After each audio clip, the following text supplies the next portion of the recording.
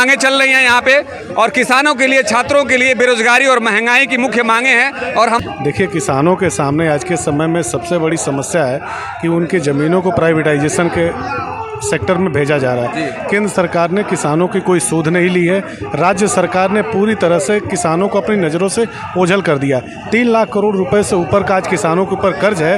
और सबसे बड़ी बात है कि किसानों की दयनीय स्थिति के बारे में कोई सरोकार और कोई चिंता और फिक्र नहीं कर रही है। देवरिया का तो दुर्भाग्य है कि भारतीय जनता पार्टी के शासनकाल में यहाँ के नेताओं के साथ यहाँ का प्रशासन भी भ्रष्टाचार में पूरी तरह से लिप्त है। हमें इनसे चीन सामंती ताकतों से पार पाना होगा। गांव गरीब, खेत खलिहान, किसान मजदूरों की बात करती है समाजवादी पार्टी। सरदे हमारे राष्ट्रीय अध्यक्ष ने हर वक्त किसान आंदोलन को समर्थन दिया है, और देवरिया में किसानों की जो मांग है उन मांगों को अपने मांगों से संबद्ध करते हुए समाजवादी पार्टी ने उनके समस्याओं के निदान के लिए लड़ने को पूरी तरह से सत्ता से तैयारी कर चुकी है।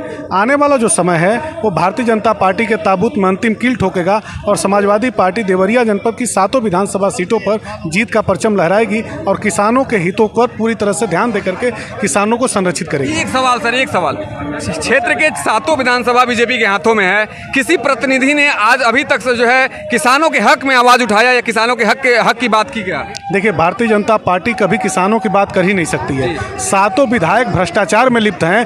कहां से धन आ जाए इसके लिए दिन रात इसके फिराक में रहते हैं। उनको जनता से कोई सरोकार नहीं है। जन आंदोलन देवरिया में अनवरत, चूंकि ये समाजवादियों का तेलंगाना कहा जाता था, समाजवादियों की पृष्ठभूमि की ये धरती रही है। समाजवादी विचार के लोग यहाँ पर रहते हैं। कभी सामाजिक वैमनस्यता यहाँ पर नहीं रहा है। लेकिन भारतीय जनता पार्टी जब से ताकत में आई है, भारतीय जनता पार्टी जब से देवरिया में मजबूत हुई है सत्ता में, तब से भारी भ्रष्टाचार, भारी सांप्रदायिक राजनीति का जो घालमेल है वो भारतीय जनता पार्टी ने किया है। आने वाला जो समय है वो देखिएगा कि देवरिया का नौजवान, किसान, छात्र सब लामबद्ध हो चुके हैं और भारतीय जनता पार्टी की सत्ता की बेदखली की तैयारी कर चुके हैं। एक सवाल और सर, देवरिया में बस स्टैंड अभी तक नहीं बना, ये भ्रष्टाचार का कितना बड़ा? पुराना जो बस स्टैंड है वो दूसरे किसी को देने की तैयारी हो चुकी है। अभी जल्द ही इसका खुलासा होगा। देखिएगा कि भारतीय जनता पार्टी ने कितना बड़ा भ्रष्टाचार। 27 में सर क्या होने वाला है? बदलाव। तो देखा आपने, पूरी तरह से बदलाव का प्लान कर लिया है समाजवादी लोगों ने, और बहुत से चीजें हैं जो देवरिया भ्रष्टाचार का शिकार हुआ है। और देवरिया की मैं पूरी स्टोरी आपको दिखाऊंगा न्यूज़ इंडिया 85 पे।